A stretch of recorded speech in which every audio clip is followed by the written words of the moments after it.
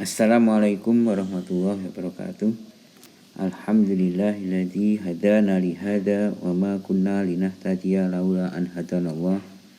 Asyhadu an la ilaha illallah wa asyhadu anna Muhammadan abduhu wa rasuluh. Allahumma shalli ala Muhammad wa ala alihi wa ashabihi wa man tabi'ahu bi ihsan ila yaumiddin. Amma ba'du.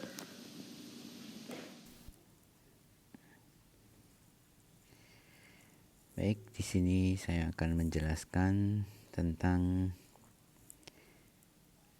contoh ya.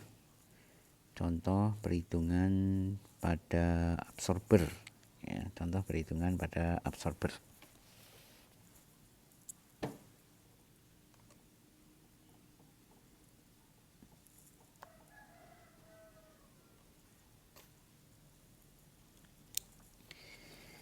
Di buku unit operation di sini kita akan membahas tentang contoh perhitungan pada absorber. Typical absorber design problem. Jadi ini typical problem ya yang sering kali muncul.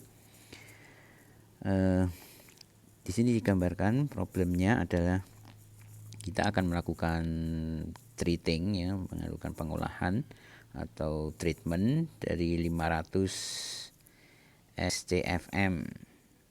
Apa itu SCFM? Ini adalah satuan aliran ya, kecepatan aliran. Ya akan kita jelaskan untuk kita ubah ke satuan yang kita pahami. Yang terdiri dari 14% mol aseton. Jadi di dalam udara di sini air ya. Jadi air sebanyak 500 kubit feet. Ini ya 500 ini air yang berisi 500 SCFM itu terdiri dari 14% mol aseton. Lalu ingin di-remove atau dihilangkan asetonnya itu sebanyak 95%-nya. 95% dari 14% ini. Berarti asetonnya berapa ini kadarnya? Yaitu 14% kali 500 ini.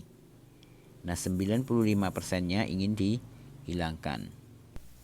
Untuk menghilangkan 95% aseton tadi digunakan absorber, yaitu dengan metode absorpsi.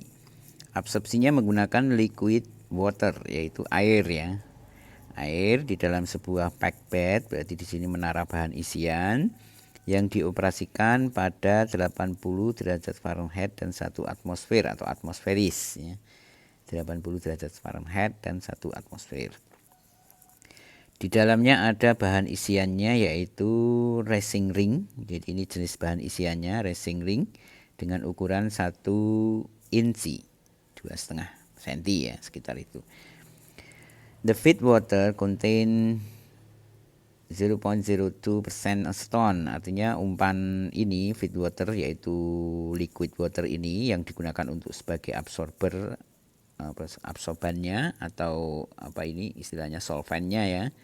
Feed waternya ini itu solventnya sudah mengandung aseton tapi sangat kecil yaitu 0,02%. Dengan flow rate 1,5 kali minimum yang diperlukan. Nah, dari sini tampak ya, kita harus mencari berapa flow rate minimum untuk pemisahan ini yang memungkinkan ketika kita mengambil 95%. Jadi kita lihat di sini dalam kasus ini. Kita punya target pemisahan yaitu 95%-nya. Berapa itu 90%-nya? Berarti kita harus menghitung awalnya ya kan. 14% kali 500 ini. Lalu kita ambil 95%-nya. Itu targetnya. Berarti kita nanti kalau kita gambarkan dalam gambar ini ya, ini gambarnya. Ini gambar ini adalah solvent yang kita gunakan sudah mengandung 0,02% aseton. Kemudian ini adalah umpannya yang kita treatment yaitu udara yang mengandung 14% mol aseton. Lalu kita ingin mengambil 95%-nya dari ini ya kan. Jadi air ini mengandung aseton sedikit lalu akan mengambil aseton dari udara ini untuk dibawa ke sini. 95% bukan kadarnya menjadi 95% ya, tapi 95% yang terkandung di dalam aseton umpan ini terambil ke sini. Berarti kita harus menghitung komposisi di sini ini berapa persen. Ini sudah diketahui 0,02%. Di sini 14% ya, sudah tahu. Tapi ini berapa persen dari liquid ini? Ini berapa persen nanti yang keluar? Kita belum tahu. Berarti perlu kita hitung dulu. Lah, dapatnya dari mana itu? Dari neraca massa ya kan. Ketika kita buat seperti ini, kita akan lalu bisa menghitung neraca massa ini. Ketika ini kita bisa menghitung neraca massa. Jadi untuk hitungan global itu cukup neraca massa. Lalu rate processes itu akan menentukan nanti tinggi ini menaranya ya kan. Tinggi menara itu berapa. Nah, di sini kita gunakan ada informasi di sini partial pressure of acetone over aqueous solution pada 80 derajat Fahrenheit dapat dihitung dengan rumus ini. Tapi ternyata ini tidak menggunakan, walaupun ini 1 atmosfer ya, dia tidak menggunakan Raoult tapi menggunakan sebuah konstanta keseimbangan. Yang di sini berarti non ideal ya, ada gamma A, yang mana ln gamma A sama dengan ini. Di mana PA sama dengan PA saturated kali gamma A kali XA. Ini adalah VLE ya, keseimbangan liquid vapor liquid equilibrium. Ketika PA adalah 0,33 atmosfer, PA saturatednya ya diketahui ya di sini, di mana PA saturatednya adalah 0,33 atmosfer. Kemudian pada 80 derajat Fahrenheit, maka desainer harus memilih berikut. Ya. Jadi di sini kita punya gambaran ya, solution overview-nya ya, pilihan choose of liquid flow rate. Tadi liquid flow rate-nya berapa? Yaitu 1,1 sampai 1,5 kali L minimum. Berarti kita harus cari L minimumnya dulu. Ini memang sama ya, sama kasusnya dengan di destilasi, di mana di destilasi ada minimum LV yang akan menentukan desired separation, yang akan terpengaruh oleh besarnya target pemisahan yang diinginkan. Jadi jumlah liquid atau jumlah solvent yang dimasukkan itu akan menentukan besarnya kemurnian produk. Jadi desired separation. Karena di sini desired separation-nya ditentukan, berarti kita harus menentukan laju alirnya. Kalau laju alirnya sudah diketahui, berarti kita menentukan atau menghitung berapa kira-kira konsentrasi keluarannya. Itu maksudnya begitu. Jadi nggak bisa mau kita ya, kita ingin keluar sekian tapi kita tidak menentukan berapa low flow rate-nya. Diameter tower itu nanti kaitannya dengan dengan masalah di dalam menara yang dikenal dengan flooding ya. Kalau diameternya terlalu kecil, nanti aliran gasnya jadi terlalu besar menurut kebutuhan yang kita inginkan, nanti aliran gasnya jadi terlalu besar, akhirnya akan timbul flooding di sini karena cairan jadi tidak bisa turun, terbawa oleh udara yang naik. Jadi diameter itu sebenarnya urusannya dengan operation flooding. Dalam pemisahan dia tidak berpengaruh ya, karena yang berpengaruh nanti adalah ini besarnya aliran ini, besarnya solvent yang dibutuhkan. Sedangkan tinggi, di sini ada diameter terkait dengan flooding, kemudian ada tinggi menara, itu nanti terkait dengan persamaan desainnya ini. Kita sudah bahas kemarin, kita sudah bahas di slide sebelumnya adanya HOY dan NOY, yaitu height of one transfer unit, height of transfer unit atau tinggi transfer unit, di mana dipengaruhi oleh KYA. KYA ini yang menentukan kalau ini sangat cepat atau besar sekali, berarti tingginya akan rendah. Nah, ini kita lihat ya, kalau dari formulasi seperti ini kita sudah tahu bahwa tinggi kolom dipengaruhi oleh ini adalah KYA adalah kecepatan transfer ya kan, kecepatan transfer. Berarti kalau KYA itu besar kecepatan transfernya, berarti tinggi kolomnya, berarti HOY-nya menjadi kecil. Berarti kalau kita lihat di industri misalnya ya, ini absorber tinggi sekali, berarti KYA-nya kecil itu ya kan. Atau mungkin kemurnian yang diinginkan sangat tinggi, bisa juga ya kan. Kemudian sangat tinggi, KY-nya kecil sekali, wah mesti akan menaranya tinggi sekali gitu. Jadi artinya kita coba memahami formulasi itu dengan fenomena di industri gitu, biar kita paham yang prinsip begitu tidak salah gitu ya. Berarti kita bisa membuat kinerja absorber itu menjadi lebih baik. Ada dua kemungkinan, nambah ketinggian atau meningkatkan KYA-nya kalau bisa ya kan.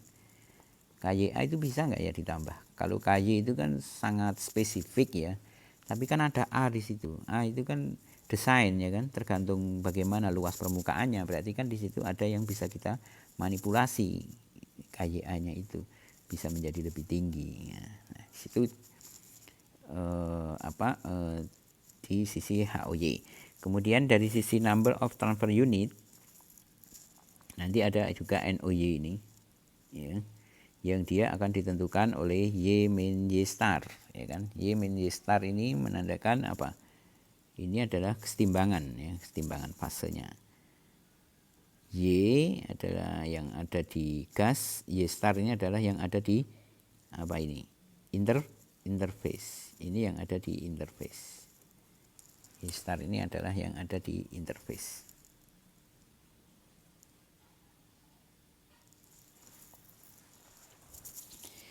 Nah, kita sudah bahas ini tentang HOY dan NOY.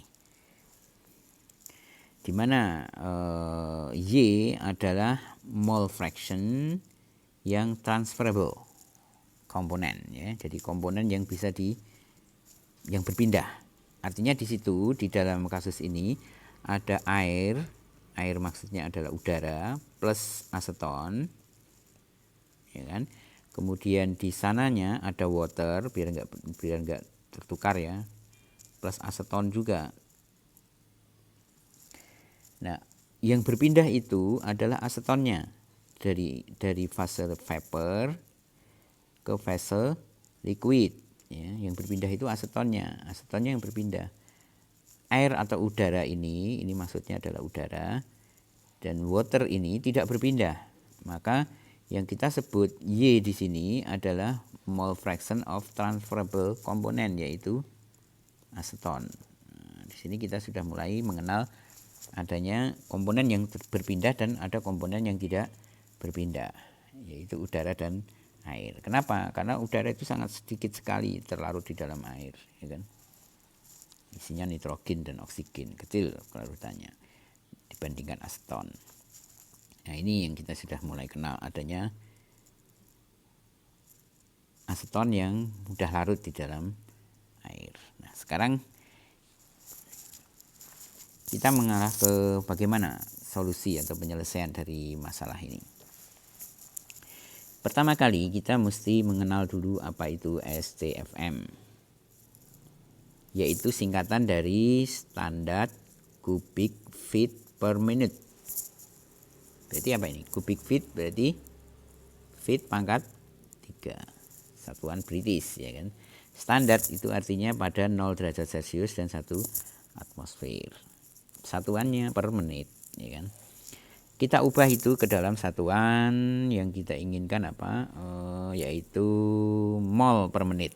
Nah, ini kita bawa dia ke satuan ini, yaitu mol per menit. Lalu kita peroleh satuan 1,39 pon mol per menit. Nah, dari sini kita bisa bandingkan dengan di menara destilasi, kita mengenal namanya reflux ratio ya, yang akan memberikan kombinasi dari produk dan feed specification ya, dari produk dan speednya apa feed umpannya ya. Kita ingin ingin melakukan pengambilan produk, kemudian produk seberapa banyak ya, itu di destilasi ada namanya reflux ratio minimum ya, minimum reflux ratio. Sedangkan di absorpsi nanti ada minimum L per V, yaitu minimum L per V pada gas absorption ya. Bedanya di menara destilasi di situ destilasi reflux ratio, kalau di absorpsi ada minimum L per V atau rasio gas dan liquidnya atau rasio umpan dan solvent ya. Bisa dikatakan ini rasio umpan gas ya dibandingkan dengan solvent L, atau dibalik juga boleh. Nah, di sini pertama kali yang akan kita kerjakan adalah mencari equilibrium curve-nya dulu. Equilibrium curve kita sudah punya persamaan tadi ya, di mana gamma itu sama dengan 1 kalau situasinya itu ideal ya. Nah, kita buat dari persamaan tadi, kita sudah punya ln gamma sama dengan 1,95 kali 1 x kuadrat. Persamaan ln gamma A kita sudah punya, lalu kita disuruh atau kita bisa membuat kurva kesetimbangan. Kurva kesetimbangan apa yang kita buat ya? Equilibrium curve itu yang kita buat kurvanya apa? Bukan gamma dengan x ya, melainkan x dengan y. Lalu y diperoleh dari mana? Y adalah sama dengan PA per P. P ini adalah P sistem. Karena sistem di absorbernya tadi 1 atmosfer, berarti P ini sama dengan 1. Lalu PA-nya diperoleh dari mana? Ya tadi persamaan tadi ada PA. Nah, ini PA persamaan 109 ini ya. PA sama dengan PA0 gamma kali X. Ya, jadi PA sama dengan PA0 gamma kali X. Sedangkan gammanya bisa dihitung dari X. Artinya di sini PA adalah fungsi X. Jadi PA itu adalah fungsi gamma dan fungsi X. Ya kan? Sedangkan gamma adalah fungsi X juga. Jadi sangat kompleks di situ. Gamma fungsi X, PA fungsi X dan gamma. Sehingga nanti ini sudah diketahui semua persamaannya, tinggal kita masukkan saja ya. Bisa gunakan MATLAB atau Excel. Nanti kita akan dapatkan ini kurvanya. Ini kurva VLE-nya ini, ya kan? Kurva VLE aseton ya. Pada sistem itu, aseton water ya mestinya ya, aseton water. Pada sistem itu. Nah, di mana dikatakan X adalah apa ini? Fraksi mol aseton di dalam liquid, yaitu di dalam water. Sedangkan Y adalah fraksi mol aseton di dalam gas, yaitu di dalam air atau udara ya, di dalam udara. Jadi X di dalam air, ini in water ya, in water aseton sama ya, aseton. Sedangkan Y ini adalah in air atau udara, biar enggak ketukar ya. Saya buat udara. Ini water, ini udara. Kenapa ini saya buat air, nanti takutnya ada ketukar ya. Dengan bahasa Inggris air itu udara. Jadi sama-sama fraksi mol aseton. Yang satu di udara, yang satu di water. Jadi kita nanti buat kurvanya seperti itu ya. Kurva satu bahan yang transferable tadi, yang satu di solvent, yang satu di feed, ya kan? Feednya udara, solventnya liquid. Oke, setelah kita punya equilibrium curve, lalu kita cari apa lagi? Yaitu operating line ya. Operating line adalah garis operasi. Bagaimana kita menghitung garis operasinya? Ingat, garis operasi adalah persamaannya ini yang sudah kita buat, yang sudah kita jelaskan kemarin ya kan. Berarti kita fokus bagaimana mendapatkan persamaan ini. Y sama dengan L per V X plus VA YA min LA XA per V. Tadi saya sudah bilang bahwa kita sudah tahu VB gas ini, kita juga sudah tahu LA jumlah liquidnya. Oh, belum tahu ya ini ya. Tadi kita tahunya cuma 1,1 dari L minimum ya. Jadi ini belum tahu secara physically berapa jumlahnya, itu kita belum tahu. Nah, di sini berarti kita perlu mengetahui neraca masanya, harus kita bereskan dulu ya kalau begitu. Oke, kita lihat di sini. L dan V adalah total molar fluid. L dan V ini adalah total molar totalnya. Sedangkan X dan Y adalah mole fraction dari transferable component, yaitu dari aseton. Ini aseton. Mole fraction dari asetonnya. Di mana transferable component ini aseton ini sebagai contoh ya. Kalau kita ambil neraca massa di jalur kuning ini ya, neraca massa di jalur kuning yaitu apa ini? Seperti biasa kan kita membuat neraca massa di sisi top kan itu kan. Di sisi top itu nanti akan melibatkan yang di dalam ini, yang di dalam menara. Kalau kita ambil neraca massa total ini, yang di dalam menara nggak terlibat. Kenapa? Karena hanya di luar ini arusnya, ya kan. Arus luar ini saja. Itu hanya bisa untuk menentukan berapa besar ini dan ini. Padahal ini kita nggak tahu. Yang kita hanya tahu satu-satunya cuma ini. Arus gas umpan saja, ya kan. Maka kita mesti buat neraca massa yang lain untuk menemukan korelasinya. Nah, di sini kita buat neraca massa di sini melibatkan top kolom. Kita dapatkan persamaan ini LAXA VY sama dengan LX VAYA. LAXA ini sudah tertentu nilainya, ya kan. XA tadi sudah kita ketahui 14% mol. YA juga sudah tertentu karena produk yang kita inginkan sudah kita dapatkan dari neraca massa total. Jadi neraca massa total ini kita mendapatkan XA di sini dan YA di sini, ini sudah diketahui, ya kan. Tinggal dihitung, ini pasti juga bisa dihitung, ya kan. Bisa diketahui juga itu nanti XA di sana. Maka di sini XA sudah didapat, YA didapat, ya. YA berarti yang di sini ya, YA dapat. Padahal yang kita ketahui YB tadi ya, YB. Tapi dengan neraca massa total kita akhirnya dapat XA. XA sudah diketahui dengan XA di sini. Dengan neraca massa total akhirnya kita bisa menghitung XA, bisa menghitung YB di sini, sudah diketahui YB dan XA. Kita bisa menghitung XB dan bisa menghitung XY ya, bisa menghitung YA di sini. Jadi YA, XA, XB dan YB itu kita peroleh dari neraca massa total ya. Yaitu melalui ini neraca massa total ini kita akan memperoleh XA, diperoleh XA sudah diketahui ya, ulang lagi. Akan memperoleh XB, akan memperoleh YA di sana. Nah, untuk memperoleh garis operasinya kita gunakan neraca massa di seputar di sini, yaitu neraca massa di dalam arus yang kuning itu ya.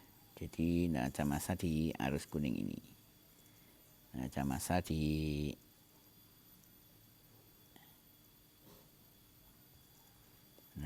sini. Akhirnya kita peroleh, nggak usah saya jabarkan ya, sudah saya bahas kemarin. Akhirnya kita peroleh ini persamaannya, yaitu YA sama dengan L per V ini. Kemudian VA tahu, YA tahu, LA tahu, XA tahu. Berarti ini yang variabel ini ya, L per V dan V ini. VA, YA ini semua konstanta ya kan. Maka akhirnya kita peroleh apa ini? Ini kan sama dengan persamaan. Ini akan sama dengan persamaan garis lurus yang kita tahu, yaitu Y sama dengan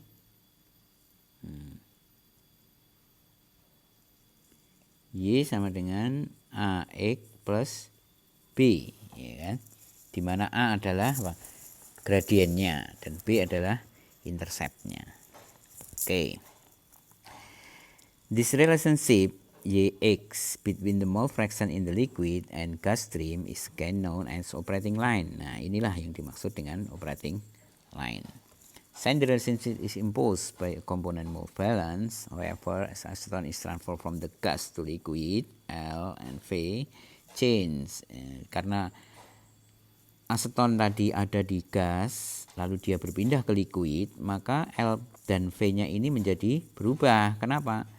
Karena dia kan total mole fluorat, ya kan? Total berarti di situ ada udara dan tadi kita menyebutnya di situ ada air atau udara dan aseton. Kalau asetonnya pindah, berarti V-nya berubah nggak? Berubah, ya kan? Lalu L-nya juga ikut berubah karena ketambahan aseton, ya kan? Berarti L dan V di sini berubah. Kan jadi rumit persamaannya kalau semuanya berubah, ya kan?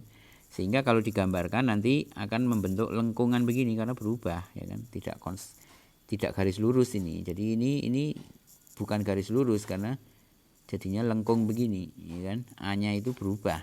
Setiap saat A ini berubah. A menjadi fungsi X juga gitu. Jadi akan sangat rumit garisnya, akan menjadi lengkung begini. Bisa nggak kita menyelesaikan dengan lengkungan garis lengkung begitu? Sebenarnya bisa juga ya, dengan teknik modern kita bisa begini. Tapi untuk menggambarkan terlalu rumit ya, terlalu rumit. Kemarin sudah kita gambarkan di mana yang minimum. Yang minimum ya ini, ya kan? Ketika titik ini di titik akhirnya target kita ya, target kita kan di kemurnian YB ya kan. Ini YB sudah kita hitung. Berarti kan harus di sini kan. Kalau ini equilibrium curve-nya, equilibrium curve di sini. Berarti kan targetnya di sini. Lalu ini titik YA awal mulanya, ya kan? YA titik di sini. Berarti kalau ini kita grafikkan pakai MATLAB bisa ya, tapi nanti berbentuk lengkung begini. Ya bisa sih sekarang dengan teknologi yang kita punya, nggak perlu dipaksa lurus pun bisa kita ya dengan MATLAB. Nanti akan terbentuk garisnya lengkung begini. Nah, ketika tepat di sini, inilah yang L per V minimum. Ini L per V minimum. Ini belum. Kalau ini sampai di sininya, wah, beda itu nanti ya kan. Beda. Ini belum. Ini mungkin yang operasinya ya. L per V minimum akan ada di sini. Ketika tepat di target yang L per V minimum untuk separation yang kita inginkan ini. Jadi L per V minimum untuk YB ya, untuk memperoleh YB. Di sini maksudnya adalah L per V minimum untuk memperoleh YB.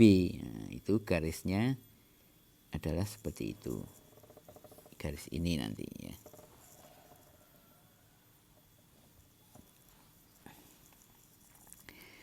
Oke, sekarang kita ingin agar bisa mudah ya, easily predict ya. Agar L per V-nya ini, kalau kita tinjau misalnya L per V-nya itu bukan total molar ya kan, tetapi hanya udara saja atau air saja, maka dapat kita katakan di situ berarti ada jadi kita kembalikan ke sini. Kalau kita tinjau ini yang transferable, yang berpindah, ini yang tidak berpindah. Kalau kita nyatakan L itu hanya udara saja, lalu L itu hanya air saja, water saja, lalu V-nya itu hanya udara saja, maka L dan V-nya jadi konstan. Nah, caranya gimana itu? Yang kita tahu berarti di sini L aksen itu, ini adalah air saja, itu sama dengan L ditambah dengan Lx, ya kan? Air saja, L aksen itu sama dengan L ditambah dengan Lx. L adalah water plus Lx ini adalah aseton, ya kan? Konsentrasi aseton di dalam water. Nah, kalau kita ingin menentukan L saja, berarti bagaimana rumusnya? Yaitu ini. Jadi kita bisa bawa ini adalah water saja ya, ini water saja. Water saja. Jadi kalau kita ingin L ini yang dia itu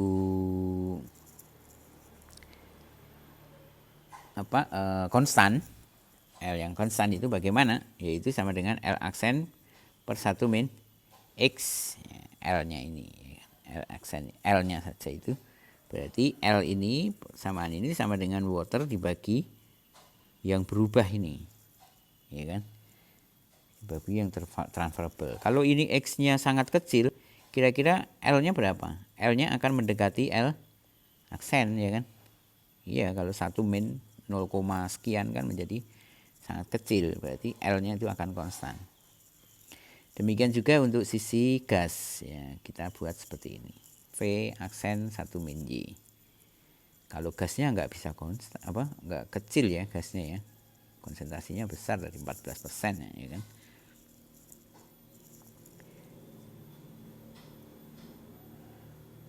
Nah, dengan kata lain bahwa L aksen dan V aksen ini adalah konstan. Nah, L aksen dan V aksen adalah konstan. Berarti kita ubah ya dari L tadi ke arah L aksen dan V aksen.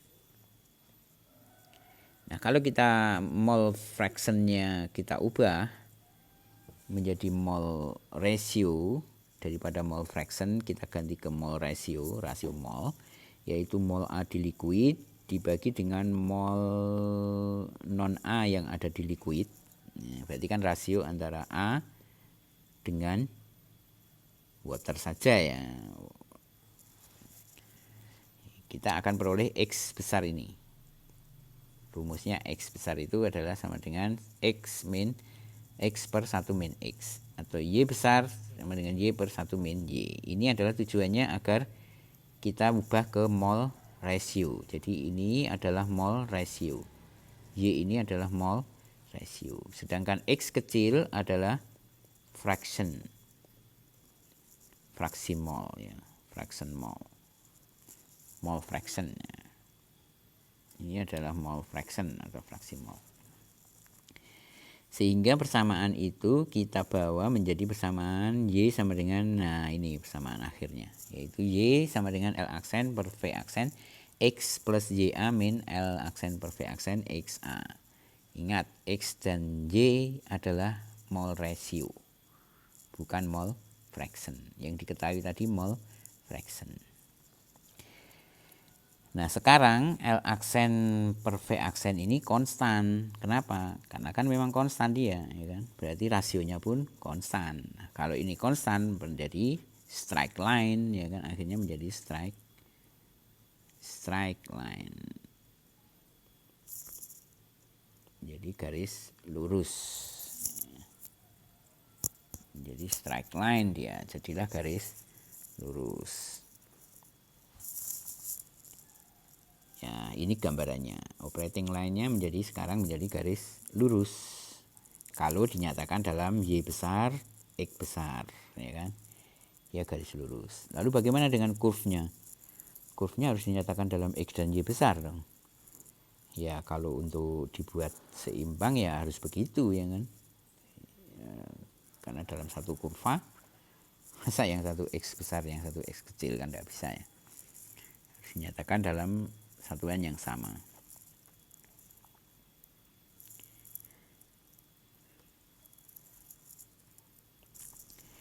Nah sekarang kita alihkan ke sana. Kita ubah dari XA kecil ini yang tadi diketahui yaitu 0,02%, kita ubah ke XA besar yaitu rasio mole, yaitu XA per 1 min XA. Akhirnya kita peroleh tetap ya, karena kecil ya kan. Ketika XA-nya ini kecil, memang hasilnya akan tetap sama seperti itu. Jadi WA waternya sekian, sama.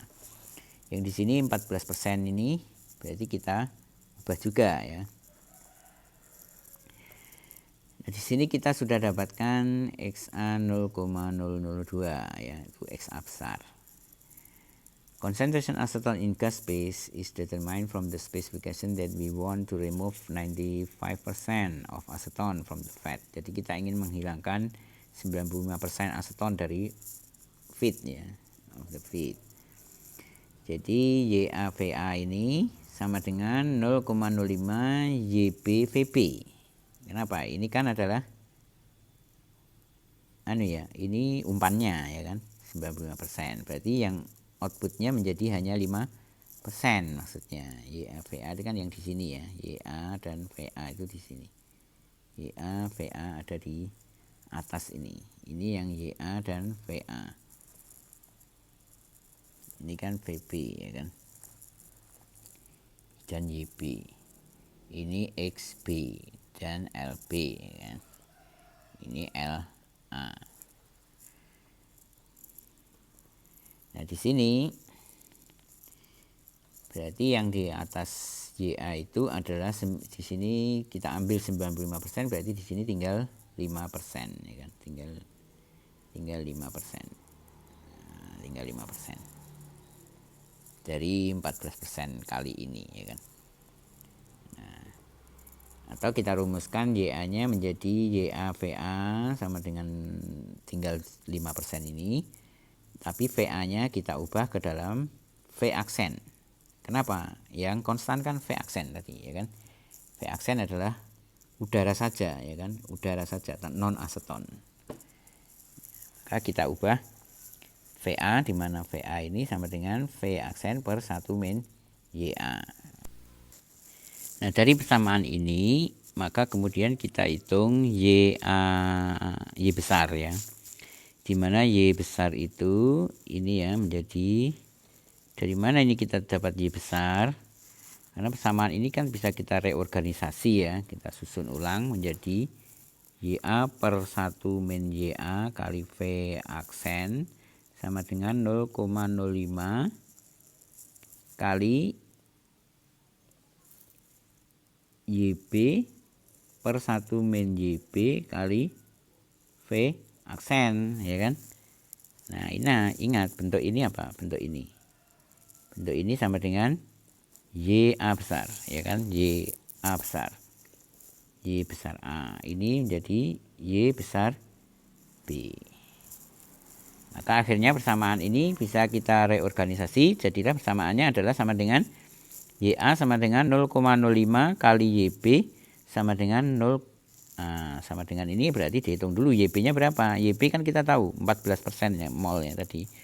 Yaitu YB sama dengan YB besar ya, biar tidak tertukar. Ini YB besar adalah sama dengan YB kecil per 1 min YB, di mana YB-nya adalah 14%, jadi 0,14 per 1 min 0,14% mol. Itu ketemunya 0,1628. Nah, YA-nya berarti sama dengan 0, ini ya, persamaannya begini. YA sama dengan 0,00815. Di mana itu lokasinya? Yaitu di sekitar sini. Ini YA besar. Itu 0,05 YB. Sedangkan YB-nya adalah 0,1628. Jadi 16 di sini, 1628 di sini. YB-nya. Berarti ini kurvanya kita ubah ya. Kurvanya kita ubah dengan bentuk dari kita menggunakan fraksi mol ya, fraksi mol di sini.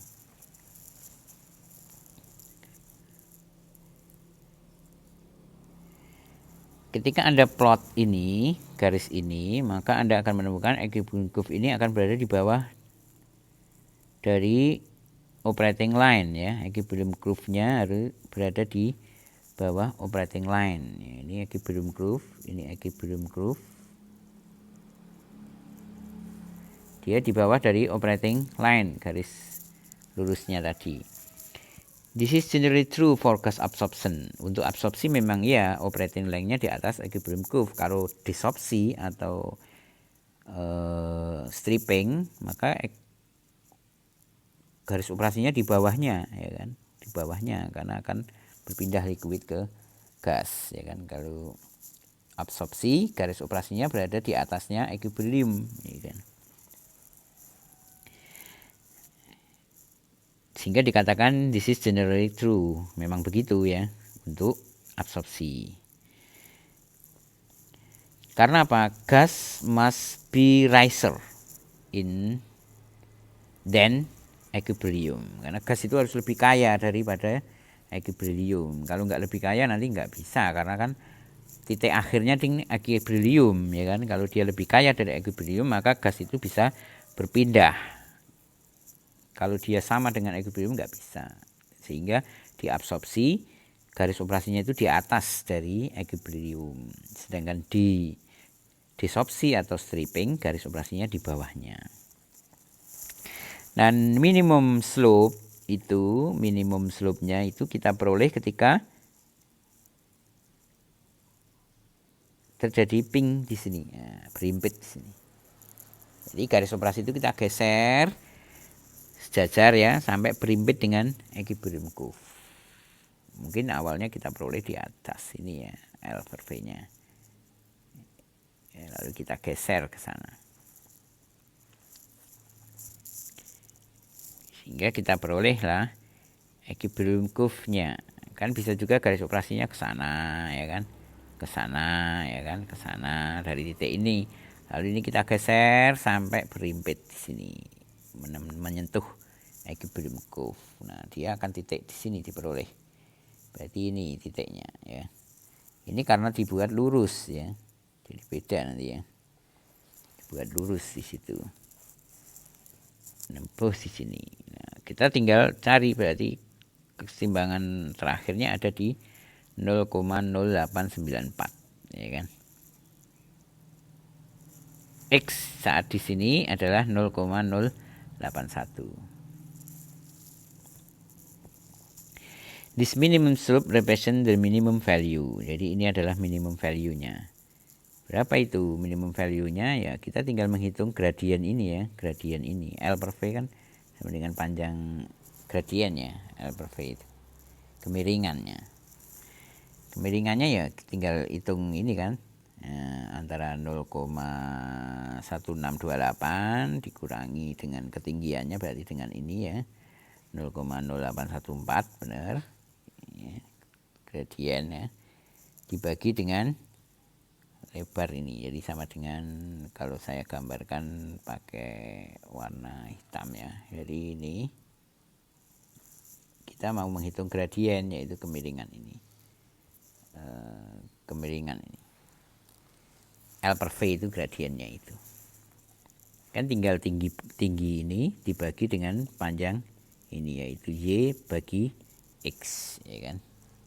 Y itu berapa? Yaitu antara 0,1628 ini dikurangi tinggian ini, jadi YB min YA sama dengan YB min YA besar ya, dibagi XB min XA kan gitu kan.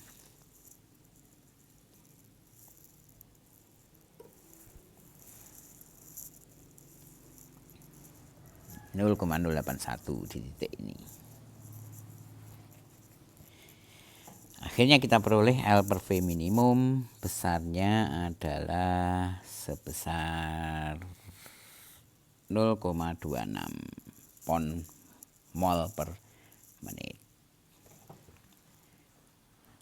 Setelah itu gampang ya, tinggal dihitung aja lah, ya kan. Dimana L aksen minimum adalah 1,91 kali V aksen ya, karena yang kita peroleh L per V ya kan, ketemunya 1, sekian. Ini gradiennya, berarti L nya saja berarti sekian, L minimumnya sekian.